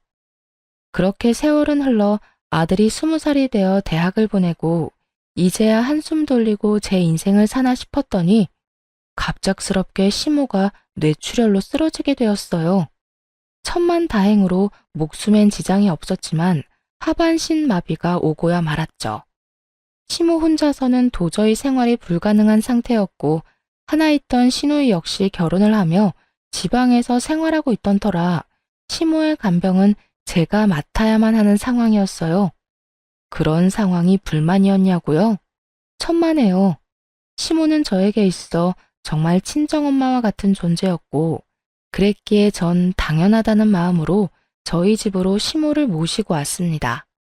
조금의 고민도 하지 않고 시모를 모시고 오는 저를 보며 남편 역시 처음엔 고마워했죠. 여보, 정말 고마워. 난 당신이 이렇게 고민도 없이 우리 엄마 모신다고 할 줄은 몰랐어. 고맙기는 별소리를 다 한다. 어머님, 당신 엄마이기도 하지만 내 엄마이기도 해. 우리 엄마가 편찮으신데 당연히 우리가 모셔야지 누가 모셔? 그러니까 당신도 싱거운 소리 하지 말고 어머님께 잘해. 부모님이 한평생 우리 곁에 있어줄 것 같지? 그렇지도 않더라. 당신도 잘 알 거 아니야. 우리 후회하지 않게 잘하자. 알겠지? 남편은 한동안 저에게 틈만 나면 고맙다고 말하며 저에게 잘하려고 노력하더군요. 하지만 그것도 잠시, 남편의 본 모습이 드러나는 건 시간 문제였죠. 여보, 집골이 이게 뭐야? 청소는 하는 거야? 당연하지. 나 몰라? 다른 건 몰라도 청소는 아침 저녁으로 하는 거? 왜? 어디 더러워? 콕 집어서 어디가 더럽다는 게 아니라 전체적으로 먼지가 너무 많잖아. 집에만 오면 숨 쉬는 게 답답한 게 목도 칼칼하고. 하여튼 요즘 집에만 왔다 하면 이상하게 아픈 것 같다고. 아프기는 무슨? 그런 사람이 인생 최대 몸무게를 찢고 있냐? 솔직히 말해봐. 무슨 일 있지? 그래서 이렇게 예민한 거지? 무슨 일은 무슨. 정말 먼지가 많다니까. 잔말 말고 집 대청소나 좀 해. 집이 깨끗해야 들어올 맛이 나지. 청소만큼은 자신 있는 저였는데 그런 저에게 청소로 트집을 잡으니 이상하다 싶더군요. 청결에 그렇게 예민하지도 않은 사람이 말이죠. 거기에다 출장이다 뭐다 갖은 핑계를 대며 외박을 하는 날도 생겨나더군요. 여보, 나 출장 가. 간단하게 짐 좀 챙겨줘. 출장? 또 출장이야? 이때껏 출장이라고는 없더니 요즘 출장이 잦네? 그만큼 당신 남편이 회사에서 인정받고 있다는 뜻이잖아. 중요한 출장을 아무나 보낼 수가 있어? 다 내 능력이 출중하니까 날 믿고 다녀오라는 거야. 그러니까 당신도 잔말 말고 짐이나 제대로 싸줘. 알겠다, 알겠어. 며칠이나 걸려? 2박 3일. 이번엔 가서 그 지역 거래처는 다 돌고 오라고 해서 이틀은 걸릴 것 같아. 알겠어. 말은 알겠다고 했지만 그 말을 다 믿진 않았던 것 같아요. 갑자기 변해버린 남편과 그와 동시에 잦아지는 출장. 아무리 눈치가 없는 사람이라도 무언가 석연치 않은 일이 벌어지고 있다는 걸 알아채지 않겠어요? 저 역시 무언가 석연치 않다 싶긴 했지만 시모를 신경 쓰느라 애써 모른 척하며 남편을 믿으려 노력했던 것 같아요. 지금 생각하면 참 바보 같지만 그땐 그게 최선이라고 생각했어요. 그러면서도 설마 내 남편이 다른 건 몰라도 바람은 피울 리가 없다고 그저 머리도 복잡하고 집에 와봤자 제대로 쉬지도 못하니 며칠 바람이라도 쐬러 가는 모양이다 하고 생각하기도 했었고요. 이런 남편의 변화를 시모가 눈치채지 못할 리 없었고 어느 날은 시모가 남편을 불러 앉혀놓고 한 소리 할 심상으로 남편을 불렀어요. 아범, 여기 와서 좀 앉아보거라. 왜요? 나 오늘 회사 일 처리하느라 피곤해. 나중에 이야기해. 나중은 무슨? 지금 당장 해야 할 이야기니 얼른 와서 앉아보래도. 이 어미가 널 붙잡고 몇 시간씩 이야기할 것도 아니고 고작 몇 분 이 어미랑 이야기 나누는 것도 힘든 게야? 아, 진짜. 엄마까지 왜 이래? 나 피곤하니까 나중에 이야기하자는 부탁이 들어주기 힘들어. 내가 이래서 집에 들어오기 싫은 거야. 집이라도 들어오면 마음이 편하기를 하나, 누구 하나 내 마음 이해해주는 사람이 있길 하나. 에이, 정말. 남편은 갖은 성질을 부리더니 그대로 시모의 말을 무시한 채 집을 나가버리더군요. 그런 남편의 태도에 시모는 큰 실망을 느낀 듯했고 저 역시 그런 남편에게 그 어떤 기대조차 가지지 않게 되었습니다. 부모에게 저딴 식으로 하는 인간에게 기대를 가져봤자 시간 낭비겠다 싶었으니까요. 그렇게 저희에게 실망감을 안겨준 남편은 외박을 하지 않는 날엔 늦은 밤 집으로 돌아와 잠만 자고 나가버리더군요. 상황을 풀어보겠다는 의지조차 없는 사람처럼요. 저 역시 그런 남편에게 그 어떤 행동도 취하지 않으려 그저 시모를 잘 보살피는 것에 온 신경을 쏟으려 노력했어요. 그렇게 한 집에 살지만 남남처럼 지내던 어느 날 시모가 저를 불러 앉히더니 진지한 얼굴로 서류 봉투 하나를 건네주더라고요. 그 봉투 안엔 남편이 낯선 여자와 외도를 저지르는 모습이 담긴 사진과 상간녀의 나이부터 사는 곳, 하는 일까지 세세하게 적힌 종이가 들어있더군요. 손이 덜덜 떨려오고 믿을 수 없는 사실에 생각마저 멈춰버리더군요. 그 순간 시모가 저의 손을 잡아주었고 그제야 정신을 차린 제가 마음을 가다듬고 시모에게 물었어요. 어머님, 이게 다 뭐예요? 내가 참 할 말이 없구나.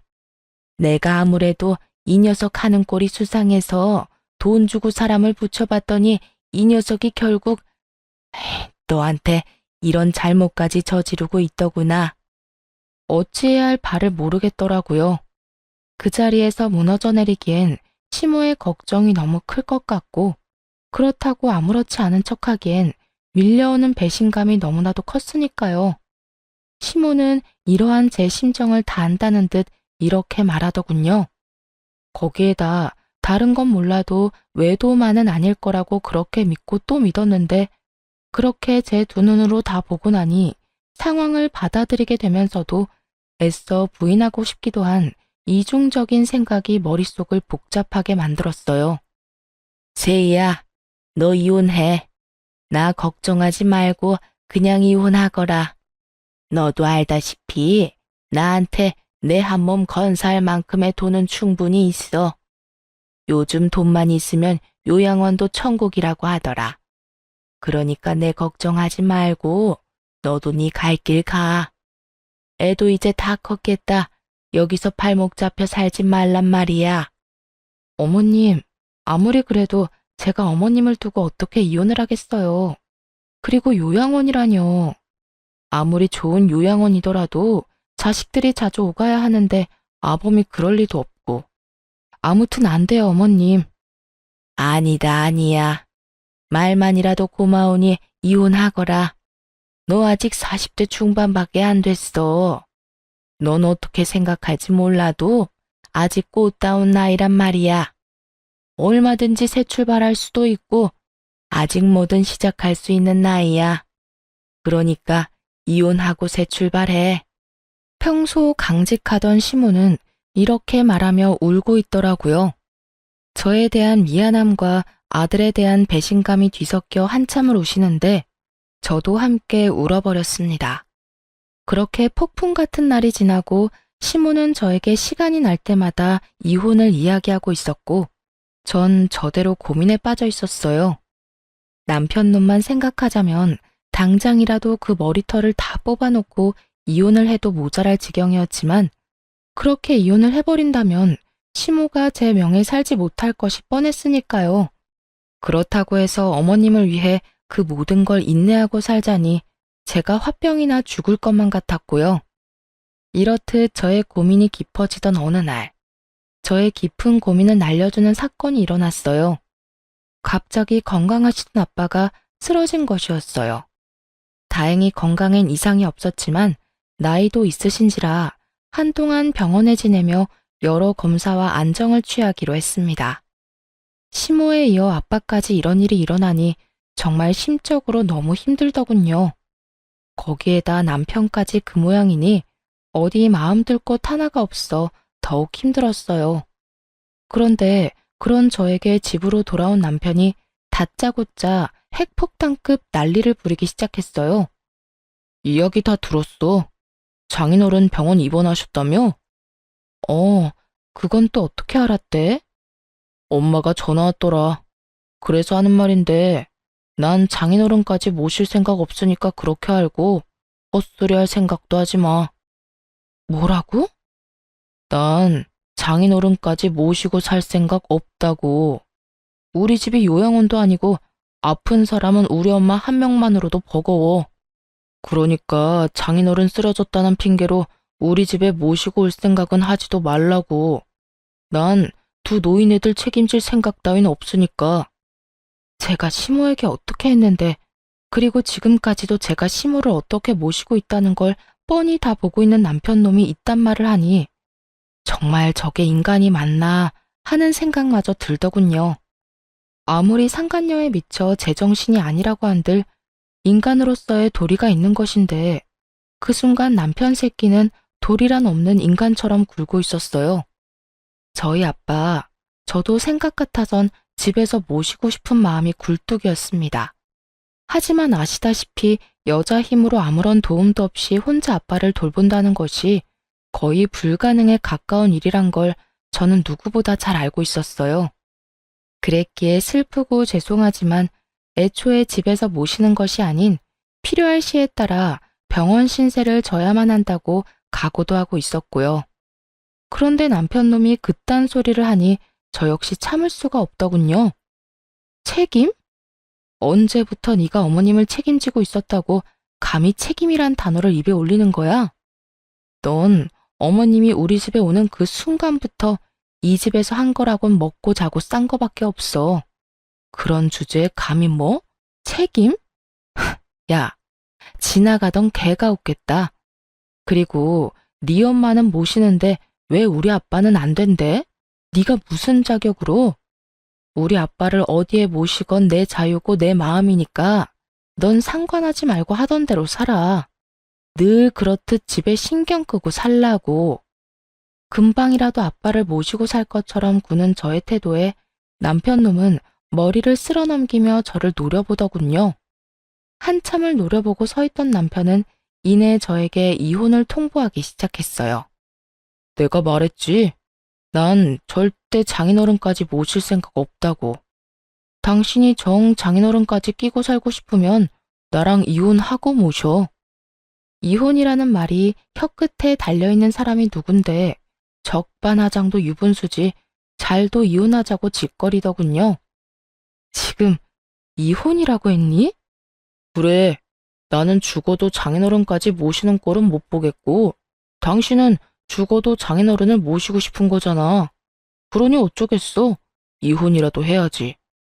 그런 줄 알고 이혼 준비나 해도. 그래, 이혼해. 누가 무서워할 줄 알아? 잘 됐네. 근데 말이야, 너 이혼 사유는 너한테 있는 거 알지? 뭐? 이혼 사유? 그래, 네가 네 아빠 모시고 싶어서 이혼하는 거니까 이혼 사유는 너한테 있는 거지. 그러니까 내 아들도 재산도 아무것도 너한테 못 주니까 네 짐 챙겨서 이 집에서 나가. 뭐? 몸만 나가라고? 네가 인간이니? 그래도 내가 20년 동안 너한테 한 게 있는데 어떻게 나한테 이딴 식으로 할 수가 있어? 20년 동안 살았으니까 위자료 청구는 안 하고 몸만 내보내주는 거야. 네가 나한테 따지고 들 게 아니라 오히려 고마워해야 하는 거라고. 아, 우리 아들 얼굴은 가끔 보게 해줄게. 그건 걱정하지 마. 이 와중에 저에게 위자료 한 푼도 아까웠는지 유책 배우자를 저로 몰고 가기 시작하더군요. 어찌나 뻔뻔한지 그 뻔뻔한 면상을 확 걷어차주고 싶은 심정이었어요. 거기에다 외도까지 저지르고 있는 주제에 감히 아들까지 입에 올리다니.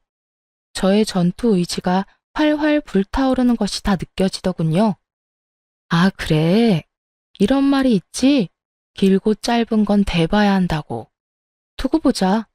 재산은 누구한테 더 많이 주어질지, 우리 아들은 누가 데리고 가게 될지. 거기에다 위자료는 누가 누구한테 주게 될지 말이야. 뭘 상상하든 그 이상을 겪게 될 테니까. 제가 모든 사실을 알고 있다는 사실을 꿈에도 알지 못하는 남편놈은 재수없게 실실 비웃으며 이렇게 말하더군요. 마지막 발악을 해보시겠다. 그래. 다 해봐. 참고로 변호사 비용 만만치 않다. 괜한 오기로 아까운 돈 쓰지 말라고 미리 이야기해주는 거니까 새겨들으라고. 내 걱정 말고 네 걱정이나 해. 그리고 이 집은 이혼하기 전까진 내가 지낼게. 그 정도는 해줄 수 있지? 그래, 그 정도는 양보해줄게. 어차피 엄마 병원 알아볼 동안엔 엄마 병수발 들 사람이 필요하기도 하고 너도 이 집하고 엄마한테 인사는 해야 할 테니까. 그럼 법원에서 보자. 남편은 의기양양한 태도로 집을 나갔고 도끼를 가득 품은 채 이혼을 준비하게 되었습니다. 우선 전 남편에게 위자료 청구를 함과 동시에 상간녀 소송까지 걸어버렸고 모든 사실을 한 남편에게서 전화가 왔더라고요. 너 미쳤어? 조용히 이혼하자고 했더니 위자료 청구에 상간녀 소송까지 걸어? 네가 감히 누구한테 상간녀 소송을 걸어? 미안함이라곤 전혀 느껴지지 않는 남편의 말을 들으며 아들의 아빠고 나발이고 철저하게 완벽한 복수를 해줘야겠다는 생각만 들더군요. 그런 생각이 들자 남편에게 참 고맙더라고요. 사실 아이의 아빠기도 하고 그간 살았던 세월이 있어서 그런지 이렇게까지 해서 나에게 남는 게 뭘까 하는 생각도 들곤 했었거든요. 그런데 이렇게까지 인간 쓰레기적인 면모를 아낌없이 보여줘 제 마음을 가볍게 해주었으니까요. 감이라니. 이럴 땐 감이가 아니라 당연하다고 하는 거야. 남편이 웬 젊은 여자랑 바람 피우고 있는데 당연하게 상간녀 소송 정도는 걸어줘야 하지 않겠어? 네가 이런다고 달라지는 게 뭔데? 뭐, 그까짓 돈? 그것 때문이야? 고작 돈 때문에? 고작 돈 때문이겠니? 내가 그렇게 돈에 미친 여자는 아니란 걸 잘 알잖아. 내가 상간녀 소송까지 하는 이유는 당연히 해야 하는 일이기야 하는 거야. 인생은 너랑 그딴 년 때문에 막장이 되어버렸는데 그녀는 행복하게 하하호호 웃으며 사는 꼴을 그냥 보고 있을 수만은 없잖아. 너도 그년도 적어도 인간이면 소송하는 중에 최소한 내가 저지른 불륜이 법에 위반되는 나쁜 일이구나 하는 정도의 생각은 하겠지. 그러니까 부디 아무 의미 없는 소송이 아니길 바란다. 알겠냐? 제가 이런 말까지 했는데도 불구하고 남편과 상간녀는 전혀 반성 따위는 모르는 사람처럼 굴더군요. 소송을 하는 내내 제가 보란 듯이 남편은 상간녀를 옆에 끼고 다니며 조롱했고 상간녀 역시 저를 무시하는 말들을 서슴없이 하며 남편의 품에 안기는 행동을 하기도 했으니까요. 꼴이 그게 뭐야? 하긴 두 노인네 뒷바라지 하느라 정작 본인 챙길 시간은 없나 봐. 어머, 아무리 그렇다고 해도 무슨 여자가 립스틱 하나 안 발랐대? 저런 꼴이니 오빠가 한눈이나 팔았겠지. 오빠, 걱정 마. 난 오빠랑 결혼해도 절대 망가지지 않을 거니까. 늘 이 모습 그대로 오빠 곁에 있을 거야. 꼴값도 참 여러 가지로 한다 싶었어요. 그런 두 사람의 모습을 보는데 화가 나기는커녕 약조차 오르지 않더군요. 그저 이런 생각만 가득했어요. 그래, 많이 웃어도, 웃을 수 있을 때 많이 웃어도 언제까지 웃을지 모르겠지만 말이야. 오빠, 저 여자 뭐래? 자기가 뭔데 웃으라 말아야. 혹시 이혼한다는 충격이 너무 커서 미쳐버린 거 아니야? 그런가? 그러고 보니 눈빛도 살짝 이상한 것 같기도 하고. 안 되겠다. 얼른 가자. 괜히 불똥 튈라. 두 사람이 그러거나 말거나 정말 저는 아무렇지 않았어요. 저의 계획은 이제 시작이었으니까요. 일단 소송은 저에게 유리하게 끝이 났어요. 재산 분배는 물론 양육권까지 당연히 저에게 유리하게 끝이 났고 이러한 결과를 전 남편은 받아들이지 못하는 듯 했지만 항소는 하지 않더라고요. 당연히 항소할 줄 알았더니 쉽게 포기하네. 그까지 푼 돈 너 가져. 다 줄 테니까. 난 어차피 엄마 죽으면 받을 재산 많으니까 그까지 돈 없어도 되지만 돈 아니잖아. 너도 알지? 우리 엄마 깔고 앉은 돈 많은 거. 말이야 바른 말이라고. 너도 그 돈 노리고 이때껏 걷지도 못하는 노인네 똥수발까지 들어가며 그 수고를 한 거 아니냐. 그런데 어쩌냐? 그 노고가 헛된 고생이 되어버렸네? 그래도 뭐 한 푼도 못 받은 건 아니니까 너무 억울해 말라고. 이제 이혼도 했으니까 앞으로 두 번 다신 보지 말자. 역시는 역시라고. 전 남편은 역시 저와 시모가 예상했듯 당연하다는 듯 시모의 재산을 자신의 재산처럼 여기고 있더군요. 그 꼴을 보고 있는데 어찌나 한심하고도 웃기는지. 그만 참지 못하고 웃음이 터져나와 버렸지 뭐예요. 그도 그럴 것이 시모는 이미 재산 정리를 끝낸 상태였기 때문이었어요. 미안. 당신 말 듣고 있으니까 참을 수가 있어야지. 미친 사람처럼 웃는 저를 보며 남편은 어리둥절한 표정을 지어 보였고 상간녀는 제가 병균이라도 되는 듯 남편의 뒤로 숨어버리더군요. 아, 너 모르고 있구나. 하긴 어머님께 관심이 전혀 없으니까 몰랐을 수도 있겠다. 그게 무슨 말이야? 내가 모르긴 뭘 모른다는 말이야. 네가 그렇게 믿고 있는 그 재산, 그거 이제 없어. 그러니까 그 재산이 왜 없냐고. 없긴 왜 없어? 나하고 내 아들한테 사이좋게 나눠주셨으니까 없지. 그렇습니다. 어머님은 제가 이혼을 결심한 그 순간부터 재산 정리를 시작하셨고 전 남편에게 단 한 푼도 남기지 않으시고 저와 제 아들에게 모든 재산을 분배해 주셨죠. 전 남편 놈이 믿고 있던 것은 시모의 재산뿐이었을 텐데 제 말을 들은 전 남편의 얼굴은 사색이 되어버렸죠. 물론 남편의 옆구리에 매달려 있던 상간녀의 얼굴도 별반 다르지 않았고요. 뭐라고? 그 재산 어머님이 진작 나하고 내 아들한테 다 주셨다고. 그러게 어머님한테 좀 잘하지 그랬어. 여자한테 미쳐서 가정이고 부모고 다 내팽개치고 발정난 개새끼처럼 발발거리고 다니더니 꼴 좋다. 뭐? 발정난 개새끼? 너 말 다 했어? 다 했겠니? 너한테 하고 싶은 말 다 하려면 살 밤낮을 해도 모자랄 지경이야. 그런데 내 할 말 다 해봤자 뭐가 달라지겠니? 인간 말종이 사람이 되기를 하겠어? 반성이란 걸 하기는 하겠어? 너 진짜 말 그따위로밖에 못해? 다 됐고, 우리 엄마가 재산을 다 너희한테 줬다니 그게 다 사실이야?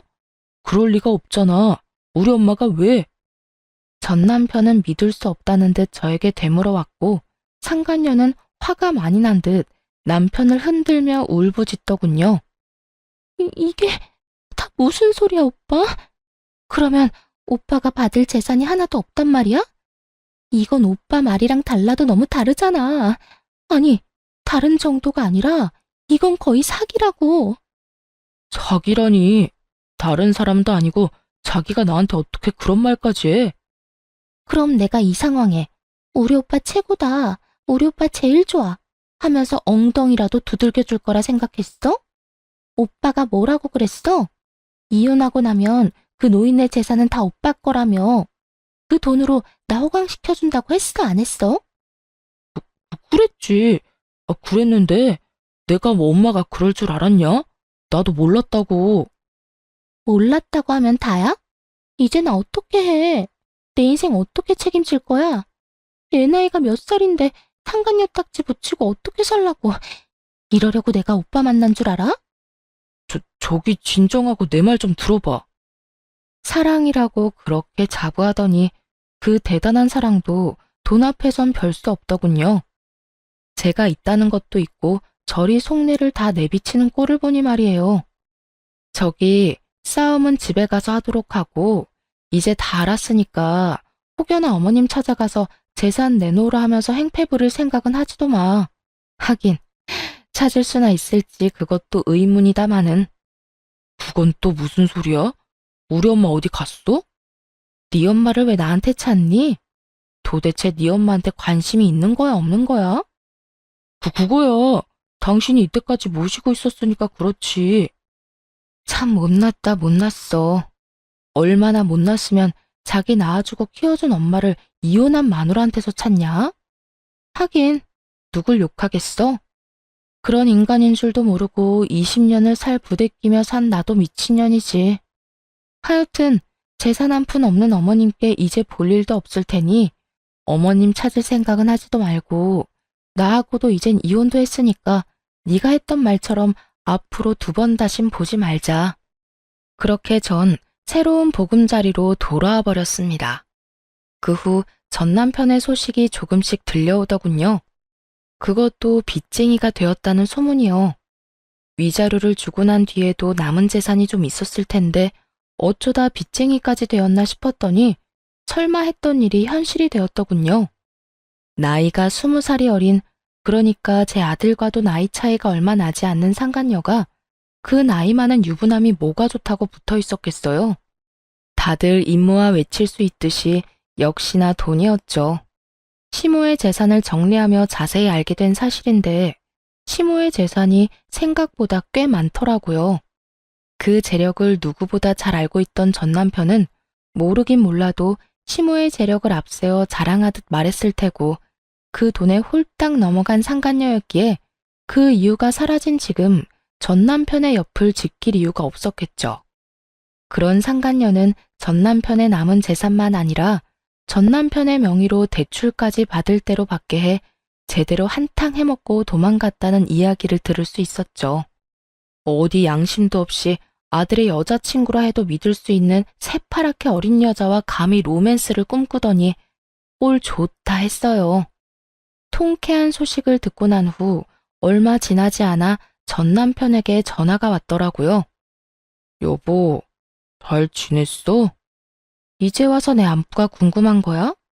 소문 들어보니 당신이 남 안부나 궁금할 처지가 아니던데.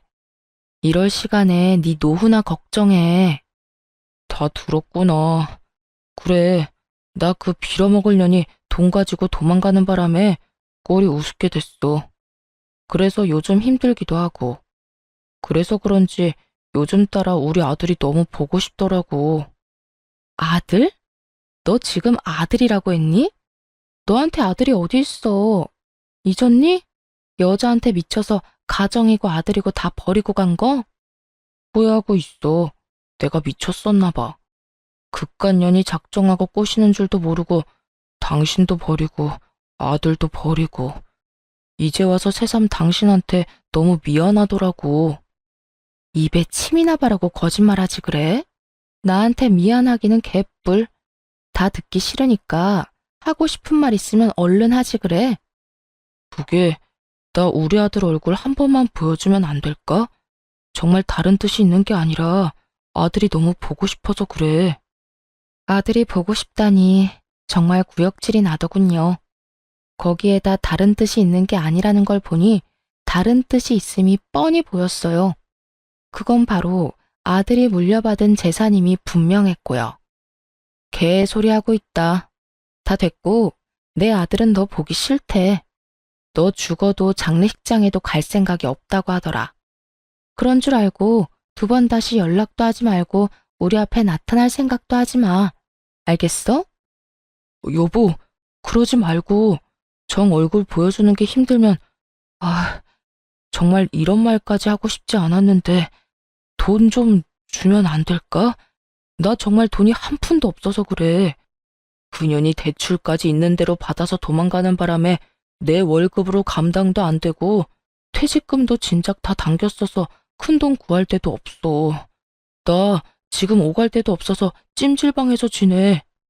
한 푼도 없긴 찜질방 갈 돈은 있나 보네. 그렇게 야박하게 굴지 마. 그래도 우리가 함께한 세월이 20년이 넘는데 그까지 푼돈 좀 주는 게 힘들어? 당신이 돈이 없는 것도 아니잖아. 재산도 한몫 잘 뜯어갖고 엄마한테 받은 재산도 꽤 될 거 아니야. 20년 세월이 있는데 넌 젊은 여자랑 바람나서 다 버리고 갔어? 자기가 버릴 땐 언제고 이제 와서 20년? 대가 진짜 기가 막힌다.